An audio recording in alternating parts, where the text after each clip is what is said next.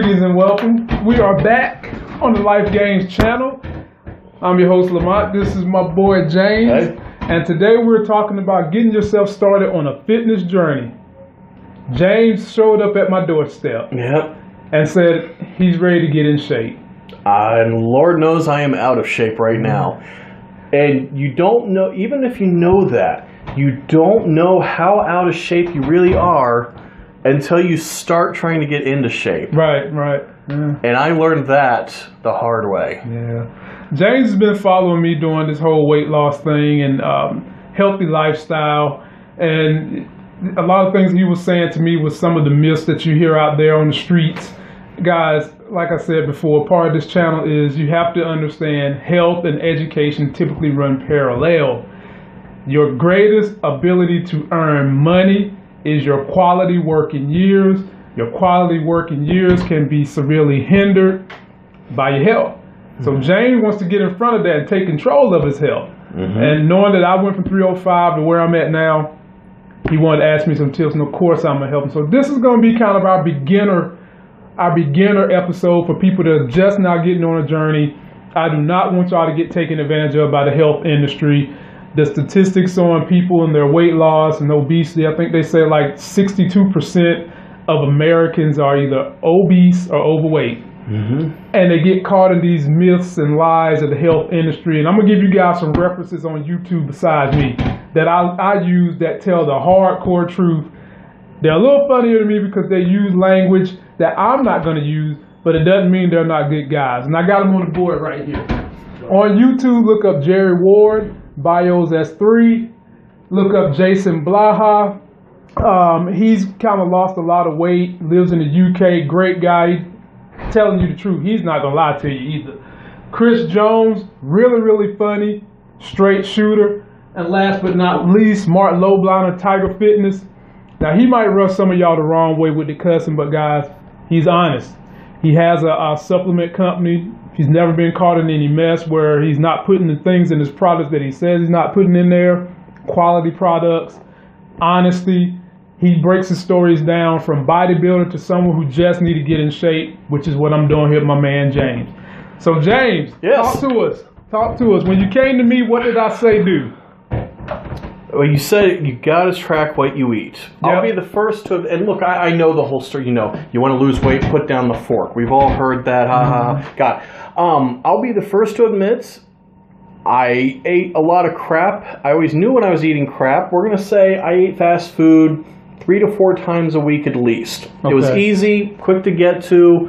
When you've got things to do, it's easy to pick something up. And you know, even when you're going through the drive-through, sometimes you just look at it and you're like, you know, I could eat this one bad meal today and be just fine as long as I jog later or something like that. No, I'm not going to jog later. What am I thinking? But at that moment, I'm thinking, I can make up for this. I'll eat this right now. That has caught up with me finally. Yeah. Guys, it is time. You've got to make that decision that you don't want to make. It is going to be uncomfortable, but your body and your health are going to feel so much better. And as you learn and you progress and you get better, you'll do better. So I asked James to track everything he eats. Don't change anything. Don't start adding extra exercise. Just track what he eats and weigh himself. Here's his numbers. He started out at 217 pounds. He tracked everything this week. He's going through 35 minutes of cardio. He went through 1 total body weight training session with me. And he averaged his calories over the week. And my man was getting in about 2,500 calories. He weighed himself today and he's 218. Now guys, I asked him to just track his food and don't change anything so that he can actually understand and get the gravity of why his body is gaining weight versus losing it because of all the calories that he probably didn't know he was getting. Give us some surprises. Well, now even the moment I started tracking it, even though you said don't change anything, you can't help but start to look at those lists and say, my God. Yeah, I have him use an app called Fat Secret. you know, there's a ton of them. You can use MyFitnessPal and all that, but Fat Secret seems to be the easiest. No matter what food you have in there, they've been the most accurate that I've used. And you know, probably 90% of what I ate was in there and pretty easy to find. Yep. So I liked it, but when you start seeing a list of what you're actually putting into your body and how the calories start to rack up, you can't help but to cut back. Mm-hmm. Probably my biggest killer was soda. I was a soda fan. Still am, won't lie. That probably killed me more than anything. And when I started to see just how many sodas I was drinking each day, like I said, when you start to see that on a list, you can't help but change things. So last few days, cut out a lot of soda, started drinking more water. It seemed like a necessity. But even then, you know, not changing anything. So I was still eating out, you know, a little less than once every day. And those things, like I said, it adds up. Yep. There were mornings where by the time I was done with lunch, it was like, if you go by a 2,000 calorie a day diet, lunchtime would come, and suddenly I've got 200 calories left for dinner, for anything after dinner. For, you know, it's like it's 11:30, and I've eaten 1,700 calories. How the hell did I pull that off?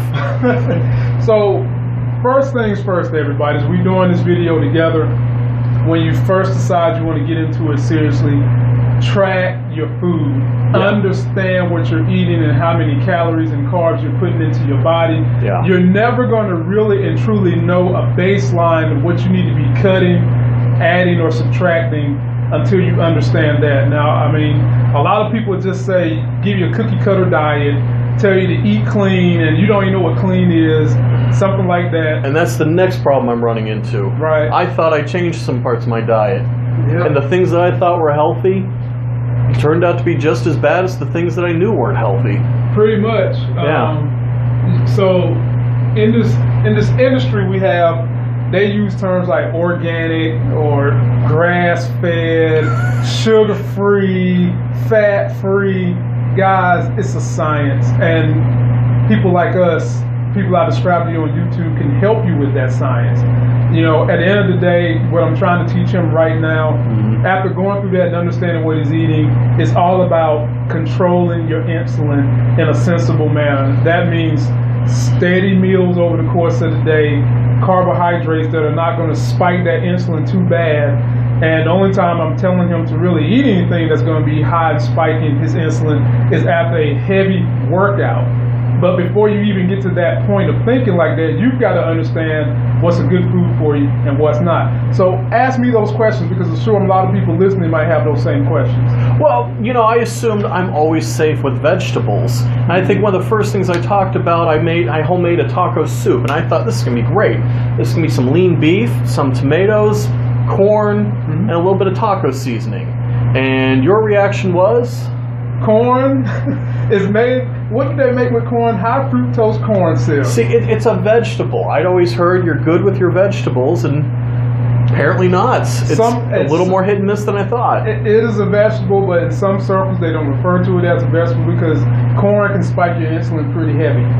The main vegetables you're going to want to stick to are your leafy green, cruciferous vegetables is how they say it. You're cruciferous. Cruciferous, leafy green vegetables. And you want to eat, you want your carbs to be things like sweet potatoes, white potatoes, you can even use that.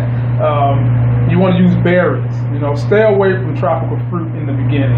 Tropical fruit spike your insulin almost as bad as a soda. Really? But you have people get upset about that because they say, oh, it's a fruit.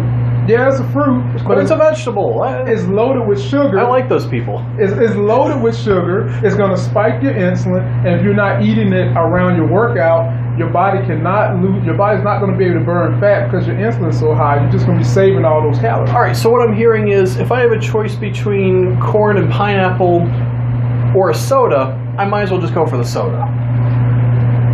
Those choices all need to be eliminated. Okay. Those choices need to be eliminated. There's better choices. See, America and the way we're set up has it strategically trained for you to step into a trap probably before you even get out of bed, because sometimes people got food pop-ups on their phone. Oh, yeah. You look at your TV, you've got McDonald's fresh and early in the morning. And we haven't even gotten to all the little minute barriers and dynamics of how you need to really tailor your diet based on calories in, calories out. And you're not going to be able to do that until you understand your baseline. So with James, ladies and gentlemen, we have a baseline. So if you're getting this thing going, number one, just track the food that you're eating. And number two would be establish your baseline. So we know that this man cannot sustain 2,500 calories a day to lose weight. He gained It went up. Yep. It went up. He only trained 1 day a week, and that was a good total body workout. And he did 35 minutes of cardio. I don't know how intense it was. How intense was it? I broke a sweat, but I certainly wasn't dragging myself off the bike. All right, why would I say that? Because when I did the total body workout with him the other day, I could barely walk back to my vehicle. Mm-hmm. Nothing like that when I'm doing it on my own. But gotcha. I got to be able to do that more often, I think. And so from that point, ladies and gentlemen, before we conclude, track your food. Yeah. Number two, establish what your calorie limit is going to be. Figure out exactly what it is you're eating from that wheat you're tracking so that you know what's creating you to maintain that weight that you have. And from that point, once you understand that, now is when you need to start tailoring and figuring out how you're going to train, but more importantly, how you're going to change your diet to put yourself in a calorie restriction that is going to be safe and sustainable. And that'll be the next video we'll shoot you guys. We'll track his process, keep him going forward, and we'll let you know how it goes. Success for this man probably in about 90 days. Don't forget to like that video, comment, subscribe, go out there and get yourself a life game, and send me an email. I'll come train with you. I'll give you tips. I'm hoping to be Mr. Goals this year. I go weigh in Friday. We'll see what happens. We'll catch up with you later.